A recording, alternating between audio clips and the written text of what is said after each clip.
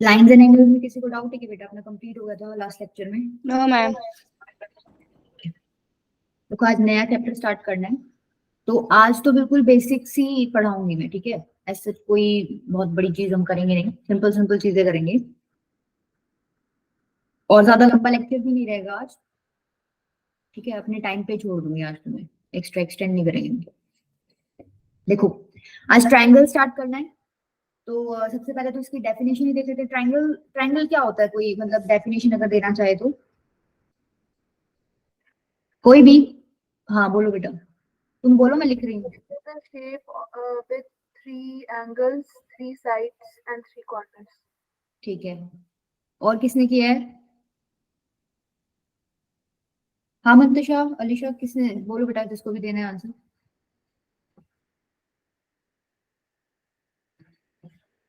जो बच्चे ने बोला ना उसके अलावा कोई कुछ भी बोलना चाहता है मतलब? Yes, ma'am. Triangle is a straight, three-sided figure, closed, straight line, three-sided figure,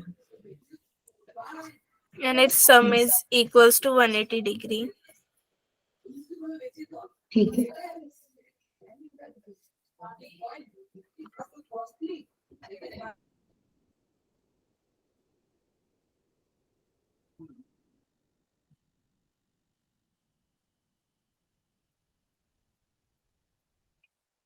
देखो मैंने क्या लिखा है स्क्रीन पर। A triangle is a closed figure formed by 3 intersecting lines. In other words, it is simple closed figure bounded by 3 line segments. भाई या तो आप 3 लाइंस बना दो, ठीक है? 3 इंटरसेक्टिंग लाइंस। इंटरसेक्टिंग का मतलब समझते हो ना, जो आपस में क्या कर रही हूँ, इंटरसेक्ट कर रही हूँ, कट कर रही हूँ इंटरसेक्ट कर रही हूँ। तो ये जो फिगर बन गया बीच में लाइंस की वजह से, ये क्या है बेसिकली? ट्रायंगल। ये तो लाइंस हैं। अगर लाइन सेगमेंट की बात करें तो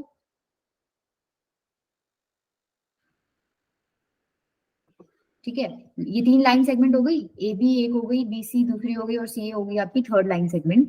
तो इनकी हेल्प से एक ये फिगर बना है, उसको क्या बोलते हो आप? ट्रायंगल बोलते हो, ठीक है? अच्छा, ट्रायंगल में कुछ आपको पता होना चाहिए, जैसे मान लो यहाँ पर साइड्स या यूं लगा लो, हम लोग 2 या 3 लाइंस पैरेलल लेके ट्रायंगल बना सकते हैं क्या? मतलब अगर लाइन पैरेलल हुई तो क्या ट्रायंगल बन सकता है? No ma'am. कोई भी 2 लाइन पैरेलल होगी तो ट्रायंगल नहीं बना सकते ना आप लोग। तो इसमें क्या है, जब भी आप डेफिनेशन बोलो तो जब भी इंटरसेक्टिंग लाइंस या देखो, इंटरसेक्टिंग में तो पैरेलल वाला अपने आप ही केस हट गया, जो इंटरसेक्ट करेंगे वो पैरेलल तो होंगे ही नहीं, ठीक है? बट अगर आप सिंपल ऐसे इंटरसेक्टिंग वर्ड नहीं लिख रहे तो वहां पे मेंशन करना है कि पैरेलल नहीं होनी चाहिए लाइंस, ठीक है? अब ट्रायंगल बनाने के लिए हमें कितने पॉइंट्स की जरूरत है? अगर पॉइंट्स हमें चाहिए तो 2 पॉइंट से ट्रायंगल बन जाएगा क्या? 2 पॉइंट से कितनी लाइंस पास कर सकते हो तुम? No, ma'am. We will need 3 vertices, 3 points. 3 points. हाँ, 3 पॉइंट्स चाहिए होंगे। देखो 2 पॉइंट्स तो हमेशा कॉलिनियर है। कॉलिनियर का मतलब समझते हो, एक ही लाइन पे लाई करते हैं, मतलब 2 पॉइंट से एक ना एक लाइन तो तुम निकाल ही दोगे, निकाल दोगे भाई। एक पॉइंट इधर है, एक पॉइंट इधर है, तुम क्या कर दोगे? इन दोनों को कनेक्ट करने के लिए एक लाइन तो ड्रॉ कर सकते हो। तो इनको तो हम क्या बोलते हैं? 2 पॉइंट्स आर ऑलवेज कॉलिनियर, ठीक है? क्योंकि इसमें से एक लाइन हम ड्रॉ कर सकते हैं। लेकिन जब 3 पॉइंट्स की बात आती है तो 3 पॉइंट्स में देखो 2 पॉइंट तो ठीक है, ये तो एक लाइन पे लाई कर सकते हैं, कोई दिक्कत नहीं है। लेकिन जो थर्ड पॉइंट हो गया वो अगर बाहर है तो क्या है? नॉन कॉलिनियर हो गई। और अगर इसी के ऊपर है तो क्या हो जाएगा? कॉलिनियर हो जाएगा। Collinear. तो अगर पॉइंट्स कॉलिनियर है तो हम कोई ट्रायंगल नहीं बना सकते। ट्रायंगल कब बनेगा? जब पॉइंट्स कैसे हो आपके? नॉन कॉलिनियर, ठीक है? क्लियर है? Yes, ma'am. अच्छा, इसमें से 2 कॉलिनियर हो सकते हैं, बट तीसरे वाला जो पॉइंट है ना वो इस लाइन पे नहीं होना चाहिए, वो बाहर होना चाहिए, ताकि आप 3 लाइंस ड्रॉ कर सको, ठीक है? अच्छा, ये था आपका ट्रायंगल का डेफिनेशन। अच्छा, इसमें ट्रायंगल में आपको जो 3 चीजें पता होनी चाहिए, तो ये पता होना चाहिए कि ये 3 बेसिकली क्या है, इनको क्या बोलते हैं? वर्टेक्स, ठीक है? और प्लूरल फॉर्म क्या हो जाएगा इसका? वर्टिसेस। तो अगर कोई पूछ ले ट्रायंगल के अंदर कितने वर्टिसेस होते हैं तो बता देना 3 होते हैं। 3 एंगल बन रहे हैं आपके, ठीक है? इसको आप कैसे लिखते हो? या तो देखो, अगर मान लो मेरे को इस बी को रिप्रेजेंट करना है, एंगल बी को, तो मैं इस एंगल को ऐसे भी लिख सकती हूँ कि ये एंगल बी है, ठीक है, with the help of vertex. या मैं इसको ऐसे भी लिख सकती हूँ, ये एंगल क्या है? सीबीए। या फिर मैं इसको ऐसे भी लिख सकती हूँ, ये एंगल क्या है? एबीसी। इस एंगल को लिखने के तरीके हैं ये तीनों। क्या ये सबको क्लियर है कि हम इसको 3 तरीकों से लिख सकते हैं? इसी तरीके से हम एंगल सी को भी 3 तरीकों से लिख सकते हैं। मतलब इसको, इस वाले एंगल को, एक तो एंगल सी वर्टेक्स की ma'am. हेल्प से लिख दिया, Yes, एक ma'am. एंगल ACB और एक एंगल BCA। ठीक है, सेम आप क्या कर सकते हो, इस ऊपर वाले एंगल को लिख सकते हो 3 तरीके से। ठीक है, अच्छा 3 एंगल्स हो गए, 3 वर्टेक्स हो गए या वर्टिसेस हो गए। ये जो है इनको क्या बोलते हो तुम, साइड्स ऑफ अ ट्रायंगल या Sides. फिर arms of a Side. Triangle. हाँ, यूजुअली साइड्स ही लिखा मिलेगा, लेकिन अगर साइड्स नहीं लिखा मिले तो बेसिकली इसको क्या बोलते हैं, आर्म्स ऑफ अ ट्रायंगल भी बोल देते हैं। ठीक है, Okay, arms ma'am. Of a triangle. ठीक है, अच्छा अब एक क्वेश्चन का आंसर देना मुझे, अगर तुमने छोटी क्लासेस में पढ़ा है, नहीं पढ़ा फिर भी एक बार मैं उसको पहले ही दे रही हूँ, कॉन्सेप्ट में बाद में समझाऊंगी, मैं ये देखना चाह रही हूँ तुम लोगों ने पढ़ रखा है कि नहीं पढ़ रखा। एक ट्रायंगल गिवन है आपका, ठीक है, सपोज ये ए है, ये बी है और ये सी है। ये बीच का एंगल का मेजर आपका दे रखा है 60 डिग्री, ये वाला एंगल है आपका 70 डिग्री और ये वाला एंगल है आपका 50 डिग्री। अब क्वेश्चन ये है, जो मैं ऑप्शंस लिख रही हूँ उसमें से आपको ये बताना है कि ट्रू कौन सा है, मतलब ट्रू ऑप्शन ही बताना है। आप ऑप्शन मार्क कर देना बस पोल पे, मैम ये वाला ट्रू है, लिख रही हूँ देखो। पहला है आपका AB is greater then BC is greater then AC। Second है AC is greater then AB is greater then BC। Third है BC is greater then AB is greater then AC। और लास्ट है आपका AC is greater then BC is greater then E। तुम लोगों को जैसा भी दिमाग में आता है एक बार मेरे को जैसे उसका पोल पे आंसर दे दो।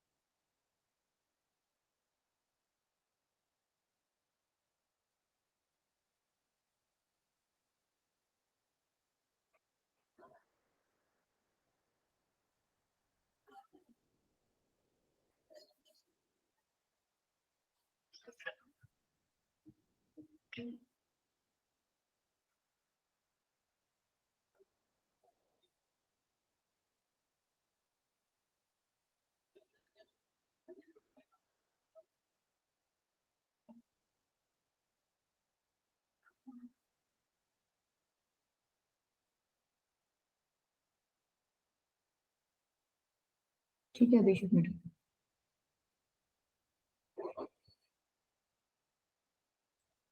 फटाफट दो गई, जितने भी जुड़े हुए हैं बच्चे।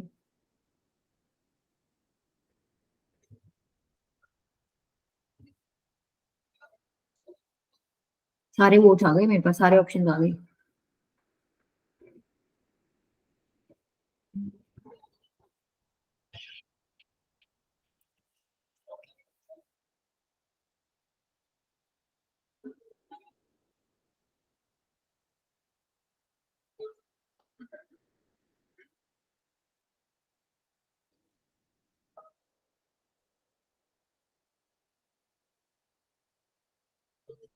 और किसी को देना है या एंड कर दूं पोल?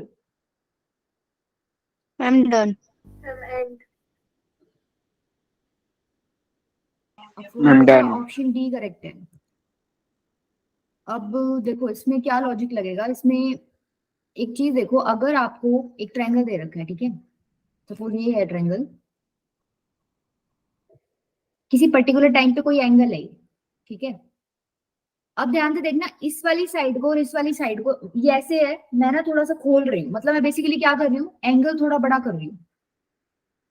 मैंने क्या किया, इस साइड को, इसको तो नीचे खींच दिया, इसको ऊपर खींच दिया, तो बीच वाला एंगल बड़ा हो जाएगा, ये एंगल इससे Yes, तो बड़ा ma'am. है। ठीक है, उस टाइम पर क्या तुम्हें लग रहा है ये थर्ड साइड जो सामने वाली है ये भी बड़ी हो गई है?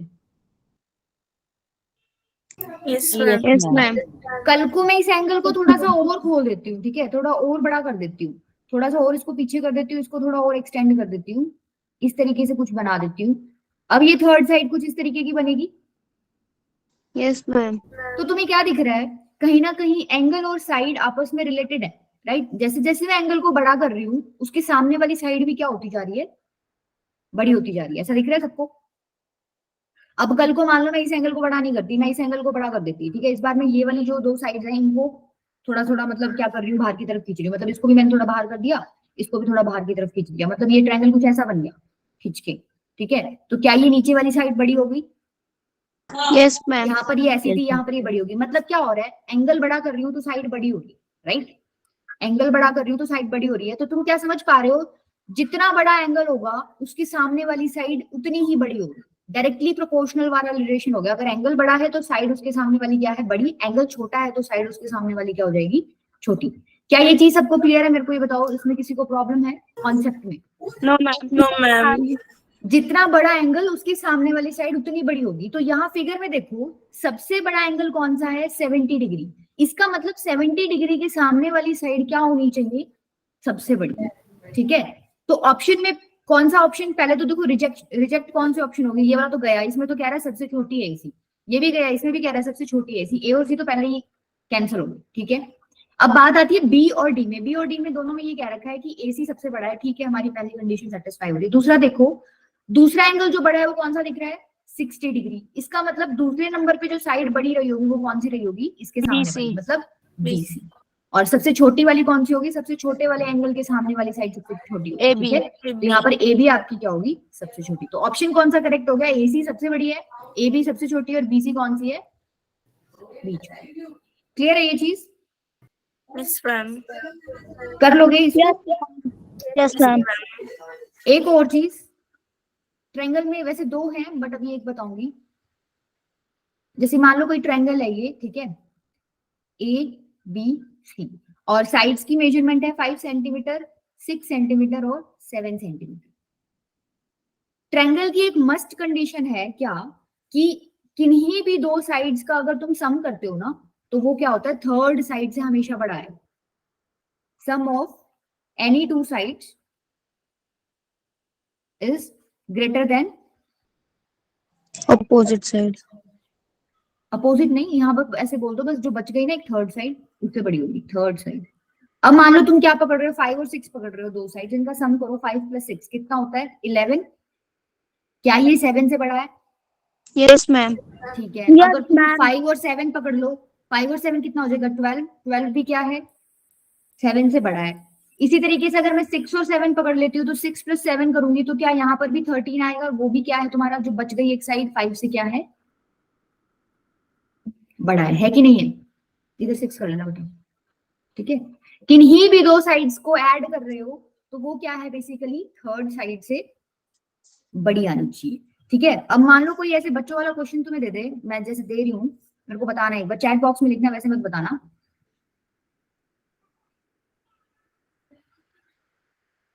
ये 3 सेंटीमीटर, ये 2 सेंटीमीटर है, और ये क्या है आपका 7 सेंटीमीटर।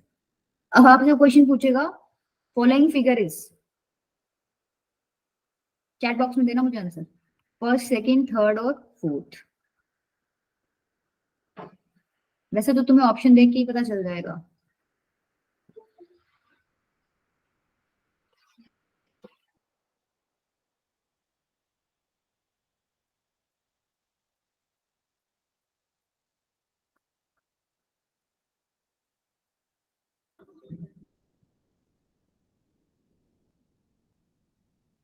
बताओ, सोच के देना जवाब। मैं कहा है सोच के देना मंत्रिशा बेटा, मैंने बोल दिया इसमें गड़बड़ है, क्वेश्चन में तुम गलत करोगे, तो थोड़ा सोच के मैम ये देना। ट्रायंगल है ही शायद से।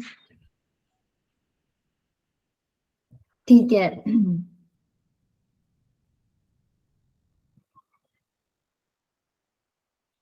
अच्छा, मेरे को रीजन बताना, फिर उसका रीजन बताना पड़ेगा कि क्यों नहीं है, या है तो क्या है।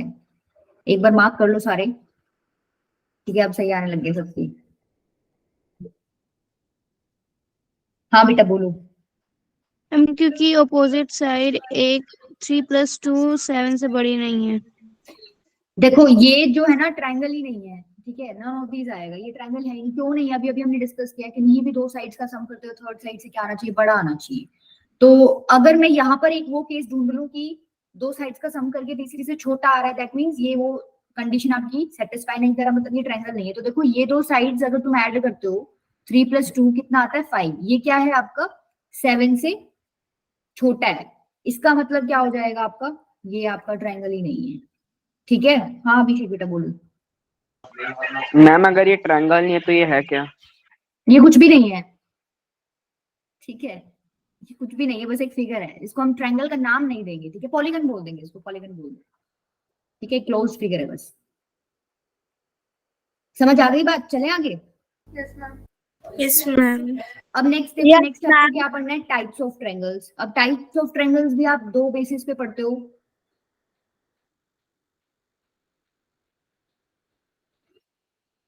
पहला तो क्या है? Based on Side. साइड्स, और दूसरा क्या है? Based on angles.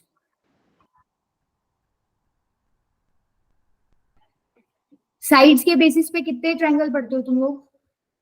And 3. Three. 3, ठीक है। एक तो होता है इक्विलेटरल ट्रायंगल, जो कि सबका फेवरेट होता है। एक होता है आइसोसेलेस ट्रायंगल, जो मुझे बिल्कुल पसंद नहीं है। और एक क्या होता है? Scaly. एक ऐसा है Scalar. जिसकी कोई वैल्यू ही नहीं है मैथ्स में, स्केलन ट्रायंगल, ठीक है। ये जो मैं ये साइन लगा रही हूँ ना, ये समझ जाना, मैं ट्रायंगल लिख रही हूँ ना, यहाँ ट्रायंगल है, TRIANGLE, ठीक है। Based Okay, on ma'am. Angles आपका क्या क्या हो जाएगा? Ma'am, Right and right. acute Right triangle, angle. ये तो Obtuse. हमने लाइजन एंगल्स में पढ़ लिया था obtuse triangle, ना, एक्यूट एंगल और ऑब्ट्यूज एंगल। Complete angle. नहीं, कंप्लीट एंगल नहीं बेटा, उसमें तो ट्रायंगल कैसे बनाऊंगी फिर? ट्रायंगल बनाना है ना, मैं ट्रायंगल का टाइप देखूंगा, मुझे बेसिस ऑफ एंगल। अब देखो, पहला क्या है आपका? Equilateral triangle. इक्विलेटरल ट्रायंगल में क्या होता है? एक आपको ट्रायंगल गिवन होगा, उसकी सारी साइड्स क्या होंगी? इक्वल होंगी, ठीक है। भाई ये एक ट्रायंगल गिवन है, अगर ये 3 सेंटीमीटर है तो ये भी 3 सेंटीमीटर होगा, और ये भी क्या होगा तुम्हारा? 3 सेंटीमीटर के इक्वल होगा, ठीक है। अब एक चीज देखो, यहाँ पर सारी साइड्स इक्वल होगी, तो क्या तुम समझ पा रहे हो? हम लोग जो भी पीछे केस डिस्कस किया था उसमें देख रहे थे, सबसे बड़े वाले एंगल के सामने वाली साइड सबसे बड़ी हो गई। तो जब मैंने सारी साइड्स ही इक्वल कर दी, तो क्या तुम इमेजिन कर पा रहे हो इस बार एंगल्स ही सारे इक्वल हो जाएंगे अगर सारी साइड्स इक्वल होगी? yes, ma'am. Yes, ma'am. ठीक है, सारे एंगल्स इक्वल हो जाएंगे, ये भी अगर x डिग्री है, ये भी x डिग्री और ये भी x डिग्री हो जाएगा। तो एंगल्स एंड प्रॉपर्टी यूज करके मैं लिख सकती हूँ x degree plus x degree plus x degree कितना होता है? 180 डिग्री होना चाहिए। 3x डिग्री कितना हो जाएगा? 180 डिग्री। तो x डिग्री की वैल्यू कितनी आ जाएगी? 60 डिग्री। 60 degree. तो इक्विलेटरल ट्रायंगल के सारे एंगल्स कितने होते हैं, किस मेजरमेंट के होते हैं? 60 60 degree. degree. 60 डिग्री ईच, ठीक है। ये भी 60 डिग्री का है, ये भी 60 डिग्री का है, ये भी 60 डिग्री का है। अब देखो, सारी साइड्स इक्वल है, सारे के सारे एंगल्स इक्वल हैं, इसी वजह से इक्विलेटरल ट्रायंगल की ना मैथ्स में इंपॉर्टेंस बहुत है, क्योंकि ये एक बहुत सिमेट्रिक फिगर है, ठीक है। अब कल तुम थोड़ा सा बड़े हो जाओगे तब पढ़ोगे कि जो ये मीडियन होती है, एल्टीट्यूड होती है, या परपेंडिकुलर बाइसेक्टर होता है, ये तो तुमने नाम तो सुना होगा इनका, मतलब वैसे Yes, पूरा ma'am. स्टडी नहीं किया, बट Yes, नाम सुना है। तो Yes, ma'am. इक्विलेटरल ट्रायंगल इतनी सिमेट्रिक फिगर है कि ये सारी चीजें एक ही लाइन रिप्रेजेंट करती है इक्विलेटरल ट्रायंगल में। जिसको तुमने मीडियन बोल दिया ना, वही एल्टीट्यूड हो जाएगा, जिसको तुमने एल्टीट्यूड बोल दिया वही परपेंडिकुलर बाइसेक्टर हो जाएगा, इसकी सिमेट्री की वजह से, ठीक है। नेक्स्ट क्या है आपका? Isosceles triangle. आइसोसेलेस ट्रायंगल में क्या होता है? आपकी दो साइड्स इक्वल होती हैं, ठीक है। अगर ये एक ट्रायंगल है तो सपोज मैंने ये वाली और ये वाली साइड क्या बता दी? इक्वल बता दी। अब ये वाली साइड्स इक्वल है तो तुम समझ पा रहे हो ये वाला और ये वाला एंगल इक्वल रहा होगा। Yes, इसके ma'am. सामने वाली Yes, और ma'am. इसके सामने वाली साइड Yes, ma'am. ये वाले एंगल Yes, इक्वल रहे होंगे। या फिर तुम इसको उसमें अगर लिखना हो तो तुम कैसे लिखते हो? Angles opposite to equal sides are equal, ऐसे बोल दो ना, Equal. Yes, ma'am. Angles opposite to equal sides are equal, ठीक है। अच्छा, इसका मतलब तुम्हें पता चल गया ये दोनों एंगल्स इक्वल हैं, ठीक है। हम लोग इसकी मेजरमेंट पे कमेंट कर सकते हैं क्या कि ये इतने डिग्री का रहा होगा?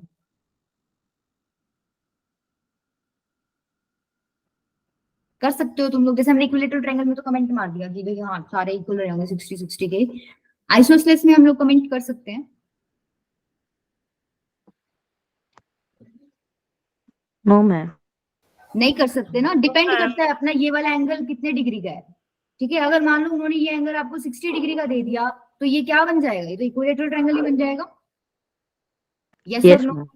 ठीक Yes, है। अगर ma'am. मान लो उन्होंने ये तुम्हें Yes, एक ma'am. ऑब्ट्यूज एंगल दे दिया कि 120 डिग्री का दे दिया, तो ये वाले एंगल कितने कितने हो जाएंगे? 30 30 डिग्री degree. के, ठीक है। तो वो डिपेंड करता है आपका कि एंगल कितना है, ठीक है। तो हम लोग डायरेक्टली ऐसे नहीं बोल सकते कि इसका मेजरमेंट ये रहा होगा। अच्छा, तीसरा कौन सा आपका? Scalene triangle. स्केलन ट्रायंगल में क्या होता है? बेसिकली आपकी कोई भी साइड इक्वल नहीं होती, ठीक है। मान लो ये 4 सेंटीमीटर है, 3 सेंटीमीटर और ये 6 सेंटीमीटर, तो कोई भी साइड क्या है आपकी इक्वल नहीं होती, उसको आप क्या बोलते हो, स्केलेन ट्रायंगल बोलते हो। कोई भी साइड इक्वल नहीं होती तो फिर एंगल भी इक्वल नहीं होंगे, बोल सकते Yes, हो। ma'am. Yes, No, ma'am. ma'am. अच्छा यहाँ पर एक वर्ड लिखते हो नो इंटीरियर एंगल्स, ठीक है, यहाँ पर भी वैसे यही लिखते हैं कि ये इंटीरियर है, क्योंकि देखो एंगल ये भी बनता है, अगर देखा जाए तो ये बाहर वाला भी बन रहा है ना, ये किस टाइप का एंगल है, पढ़ा हुआ है हमने लाइंस एंड एंगल्स में, सोचो एक बार।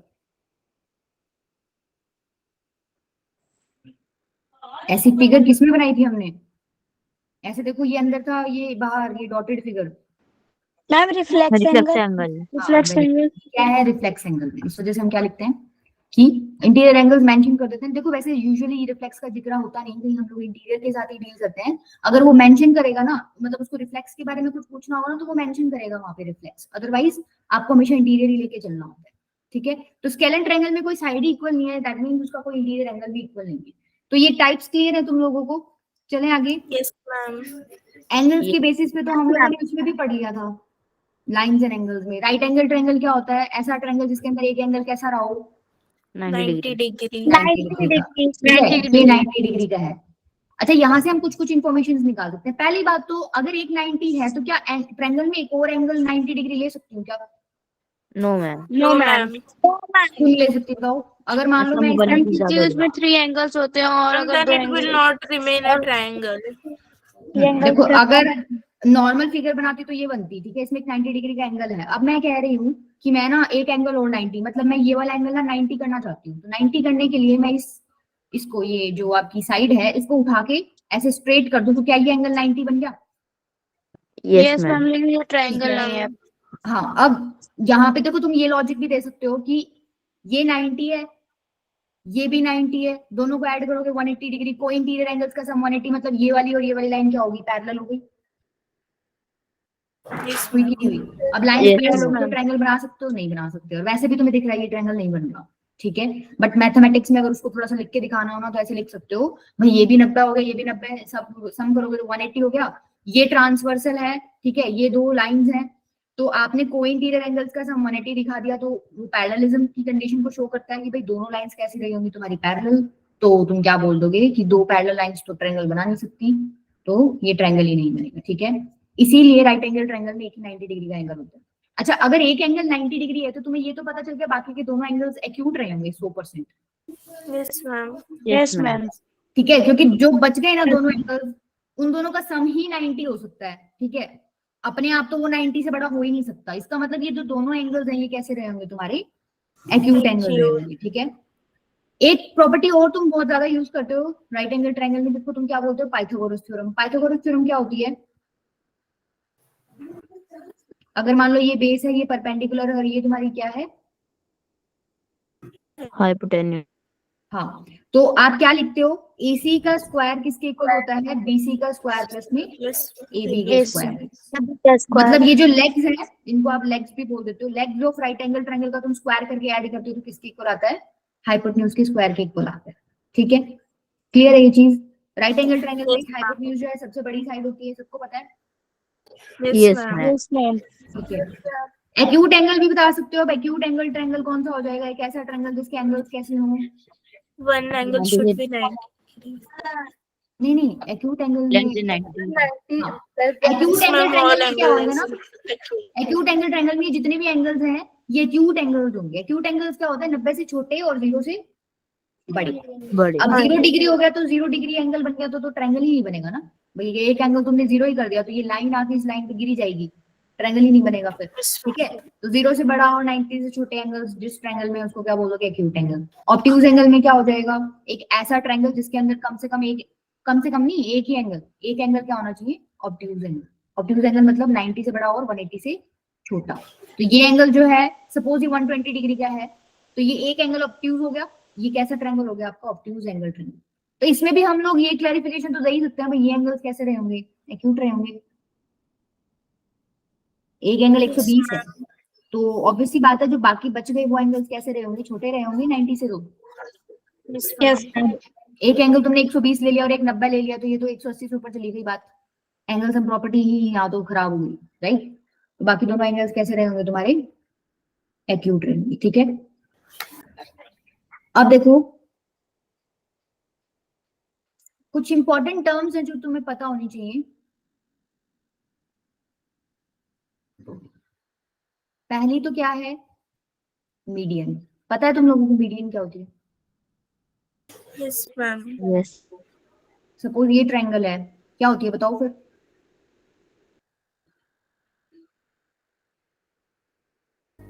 Ma'am, which divides the triangle into two equal parts. Yes, ma'am. A line which divides triangle into two equal sides.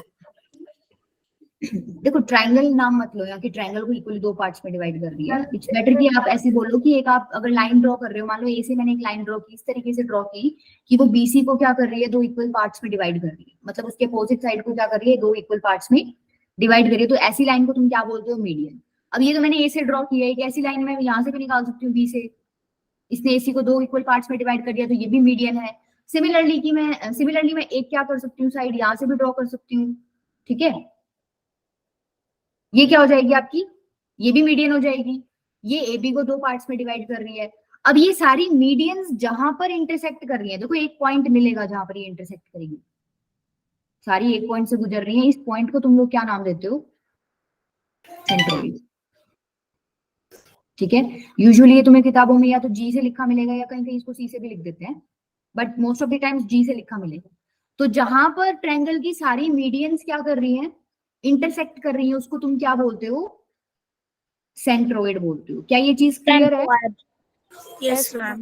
Yes, ma'am. तो आगे जाके तुम ये भी पढ़ोगे कि ये जो सेंट्रोइड है ना, ये इस मीडियन को किस रेशियो में डिवाइड कर रहा है? 2:1 में। मतलब अगर सपोज ये डी पॉइंट है, तो मैं ऐसे कह रही हूँ ये एडी है और बीच में कहीं तुम्हारा सेंट्रोइड होगा, तो वो रेशियो पूछता है कि सेंट्रोइड इस एडी को किस रेशियो में डिवाइड करता है, तो तुम क्या बोलते हो? 2:1 में, ठीक है। ये तुम 10th में पढ़ोगे, इसका प्रूफ भी है पूरा, बट अभी थोड़ा वैसे मोटा मोटा ध्यान रख लेना कि जहां ये मीडियंस इंटरसेक्ट करती हैं इसको तुम क्या बोलते हो? सेंट्रोइड। सेकंड आपका क्या है? एल्टीट्यूड नहीं, ऑर्थो सेंटर। मैं बस तुम्हें नाम बताऊंगी, इनके ज्यादा डेप्थ में नहीं जाएंगे हम। ऑर्थो सेंटर क्या है? एल्टीट्यूड्स पता है तुम्हें क्या होते हैं एक ट्रायंगल में? एल्टीट्यूड्स,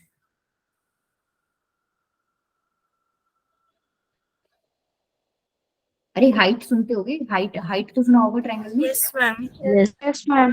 देखो इस पॉइंट से अगर मैं एक लाइन ड्रॉ करूँ जो दूसरी लाइन के क्या है, परपेंडिकुलर, इसी को तुम क्या बोलते हो? येलो लाइन को एल्टीट्यूड। Altitude. सिमिलरली मैंने बी से एक लाइन ड्रॉ कर दी जो एसी के परपेंडिकुलर, उसको क्या बोलोगे? एल्टीट्यूड। सिमिलरली मैंने सी से एक लाइन ड्रॉ कर दी और जो ए बी पे क्या है परपेंडिकुलर, उसको मैं क्या बोलूंगी? एल्टीट्यूड। तो यहाँ पर बेसिकली ये जो तीन एल्टीट्यूड्स आपके एक पॉइंट पे मीट करें, इसी पॉइंट को तुम क्या बोलते हो? ऑर्थो सेंटर, ठीक है। मीडियंस के इंटरसेक्शन पॉइंट को क्या बोलते हैं? सेंट्रोइड। और ऑर्थो सेंटर सॉरी एल्टीट्यूड्स के इंटरसेक्शन पॉइंट को क्या बोलते हो? Ortho centre. यहां तक क्लियर है? Yes, ma'am. Yes, ma'am. अच्छा मैं एक चीज लिख रही हूँ, उस पर देखना एक बार, तुम्हें पता है क्या उसके बारे में?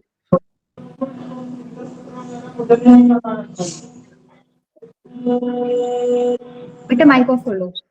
Internal angle bisectors. Angle bisector तो सबको पता है। अगर कोई ट्रायंगल Yes. ड्रॉ कर दिया, एक ऐसा लाइन जो उस एंगल को डिवाइड कर रहा हो दो पार्ट्स में, उसको तुम एंगल बाइसेक्टर बोलते हो। और इंटरनल का मतलब अंदर वाली तरफ से जो एंगल डिवाइड हो रहा है, ठीक है। इंटीरियर एंगल मतलब अंदर वाला एंगल, ट्रायंगल के अंदर वाला एंगल। तो एक ये लाइन है सपोज, ठीक है, ये इस एंगल को क्या कर रही है? हाफ हाफ पार्ट्स में डिवाइड कर रही है, तो उसको क्या बोल दोगे? इंटरनल एंगल बाइसेक्टर, ठीक है। इसी तरीके से एक ये लाइन है, ये भी क्या कर रही है? इस एंगल को हाफ ऑफ पार्ट्स में डिवाइड कर रही है, ये भी क्या है? Internal angle bisector. सिमिलरली एक लाइन तुम यहाँ से ड्रॉ कर सकते हो, ये भी क्या है? तुम्हारी इंटरनल एंगल, सॉरी ये एंगल्स क्या हो जाएंगे? इक्वल हो जाएंगे। ये क्या है? Internal angle bisector. अब ये जो इंटरसेक्टिंग पॉइंट्स है तीनों एंगल बाइसेक्टर्स का, इसको क्या बोलते हैं? हाँ सूरत बेटा, मैम क्या क्या बोल रहा है बच्चा? मैम मुझे नहीं पता है। पता है आपको? बताओ क्या बोलते हैं। मैम किसका ये इंटरनल एंगल बाइसेक्टर? हाँ इंटरनल एंगल बाइसेक्टर्स का। Intersecting point.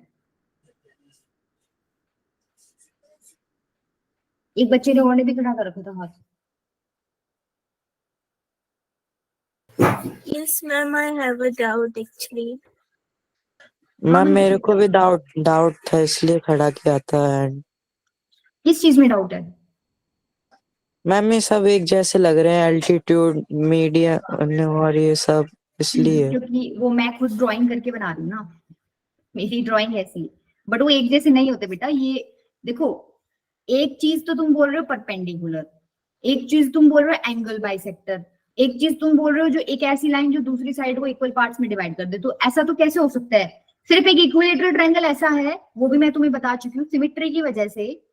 ठीक है, एक इक्विलेटरल ट्रायंगल है सपोज, ये इतना सिमेट्रिक होता है, इसकी सारी साइड्स इक्वल होती है, इसके सारे एंगल्स इक्वल होते हैं, कि जो तुम यहाँ पर एक मीडियन ड्रॉ करते हो ना, यही मीडियन इसमें परपेंडिकुलर होती है, एल्टीट्यूड होती है, यही मीडियन परपेंडिकुलर बाइसेक्टर होती है, क्योंकि ये मीडियन है तो अपोजिट साइड्स को दो इक्वल पार्ट्स में डिवाइड कर रही है। ठीक है, तो ये एक ही लाइन इक्विलेटरल ट्रायंगल में सारी उसको रिप्रेजेंट कर देती है।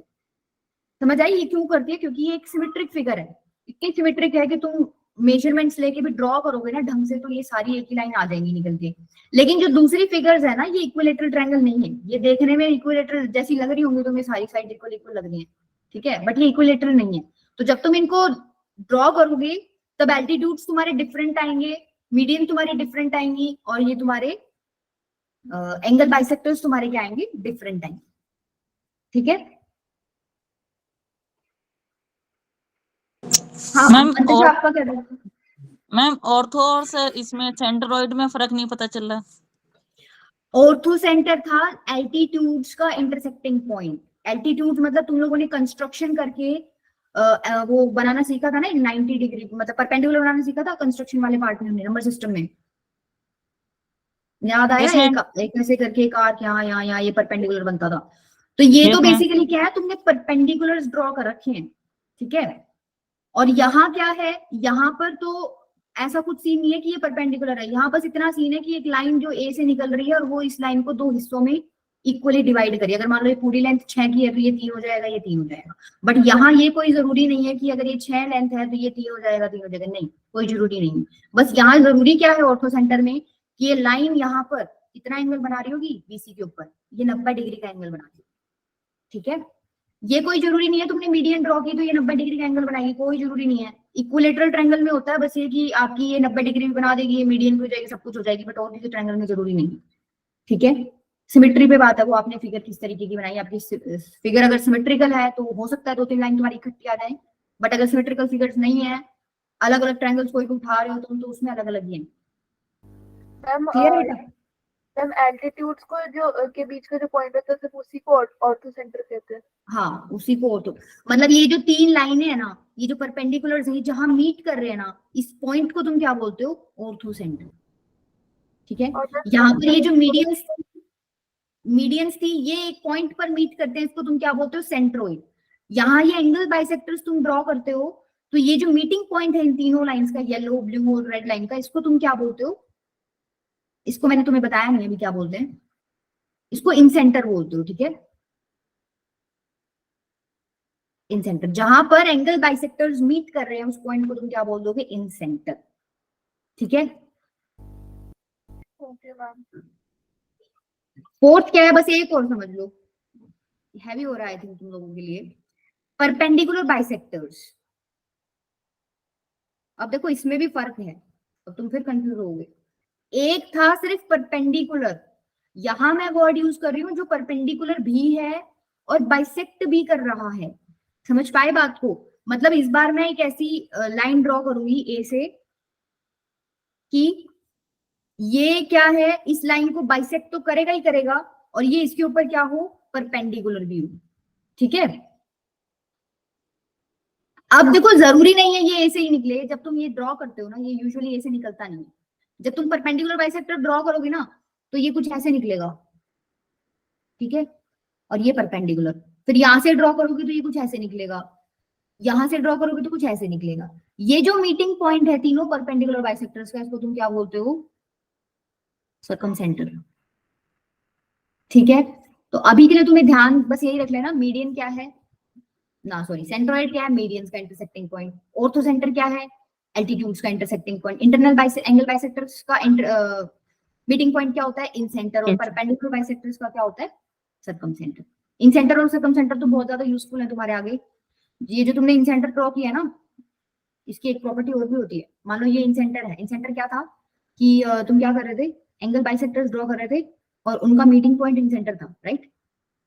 तो जब इन्होंने ड्रॉ किया ना, तो इन्होंने एक चीज देखी, ये जो लेंथ है, ये जो लेंथ है और ये जो लेंथ है, ये क्या आई? इनकी सेम आ गई, ठीक है?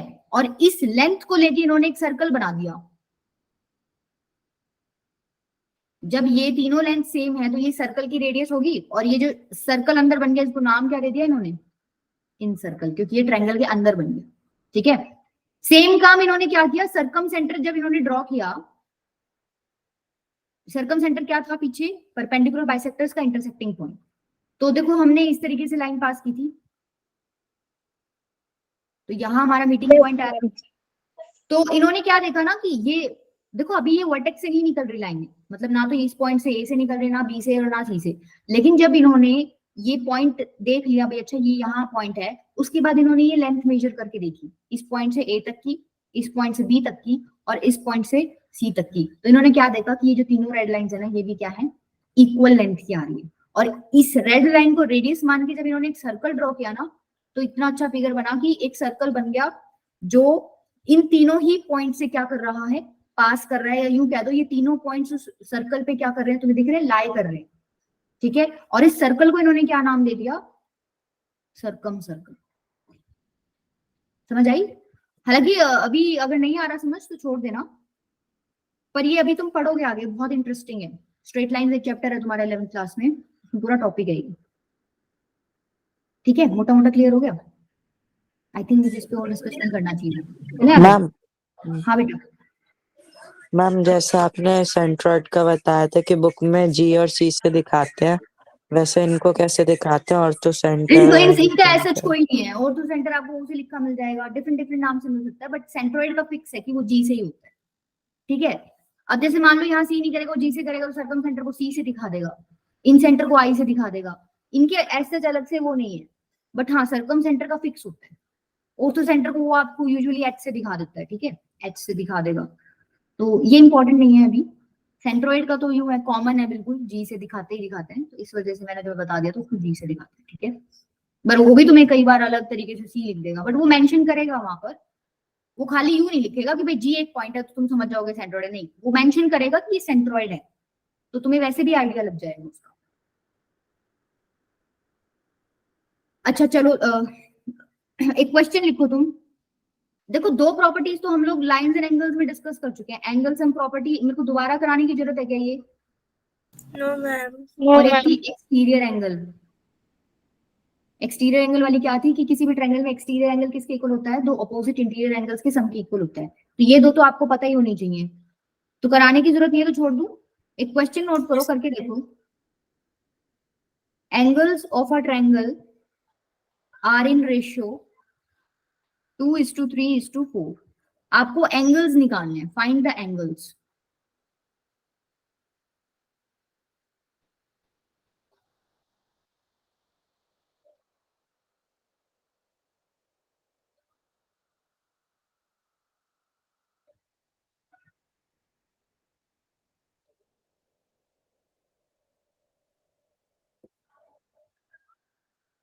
हाँ बेटा बोलो। मैम सॉल्व हो गया। क्या है आंसर? मैम 2x की वैल्यू, मैम x की वैल्यू 20।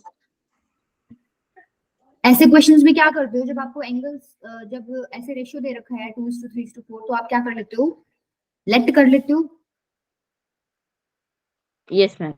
देखो इन्होंने बेसिकली क्या दे रखा है? एंगल ए अपॉन में एंगल बी दे रखा है, मान लेते हैं हम लोग 2/3, और angle B by angle C कितना दे रखा है? 3/4। आप क्या करते हो? एंगल्स को किसी भी एक मल्टीपल के फॉर्मेट में मान लो, जैसे मान लो 2x मान लो या 2k मान लो, कुछ भी मान लो। तो अगर मैंने एंगल ए 2k मान लिया, तो मुझे एंगल बी कितना मानना पड़ेगा? 3k। रेशियो लोगे तो 2:3 आएगा, k से k तो कट जाएगा। एंगल सी कितना हो जाएगा? 4k। अब आपको पता है इन तीनों एंगल्स का सम 180 डिग्री के इक्वल होता है, क्योंकि यहाँ एंगल सम प्रॉपर्टी लगा सकते हो। ठीक है, कि तीनों एंगल्स का सम 180 होता है। तो 3k plus 2k plus 4k कितना हो जाएगा? 9k 180 is equal to 180 degree. k की वैल्यू कितनी आ गई यहाँ से? 20 डिग्री। सॉरी, k 20 डिग्री नहीं है बेटा, डिग्री मत लगाना इस पे, ठीक है। 2k क्या है? 2k एंगल का मेजरमेंट है, 2k डिग्री। तो k क्या आ गया? 20। इस k की वैल्यू यहाँ पुट कर दो, तो एंगल ए तो कितना आ जाएगा? 40 डिग्री। एंगल बी कितना आ जाएगा? 60 डिग्री। और एंगल सी कितना आ जाएगा आपका? 80 डिग्री। 80 डिग्री। ये क्लियर है? इसमें तो देखो डायरेक्टली कोई प्रॉब्लम नहीं आई, आप लोगों ने रेशियो के हिसाब से उसको Yes, k के ma'am. फॉर्मेट में मान के अपना क्वेश्चन सॉल्व कर दिया, ठीक है। अब देखो आपको दिक्कत कहाँ आती है मेनली, क्वेश्चन लिखो।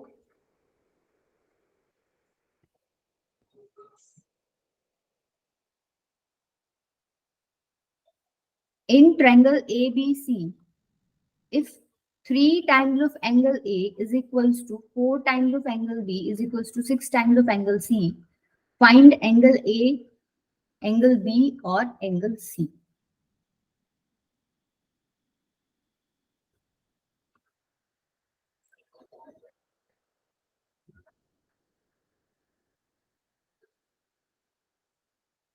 पीयूष बेटा बहुत लेट आए हो आप, क्लास तो खत्म हो ही गई, मतलब हम लोगों का टाइम ही एक्सटेंड हो रखा था बस।